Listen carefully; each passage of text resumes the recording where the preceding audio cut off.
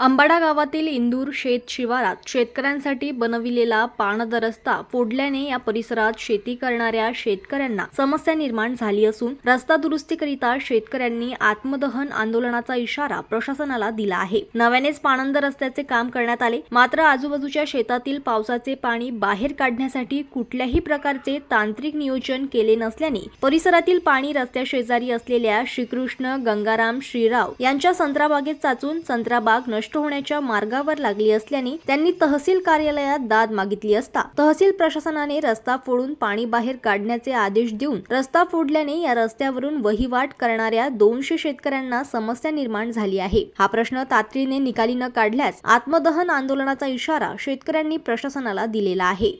तहसीलदार साहेब, तुम्हाला नम्र विनंती आहे, आमचा रस्ता करून देण्यात यावा, नाहीतर आम्ही 200 ते 250 शेतकरी इथे आहोत, याचा तुम्ही विचार करा।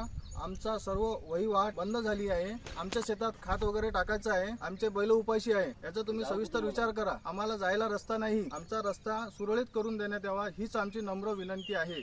जनमत लाईव्ह न्यूज साठी मोर्शीमधून सोमेश्वर शहाणे यांची रिपोर्ट।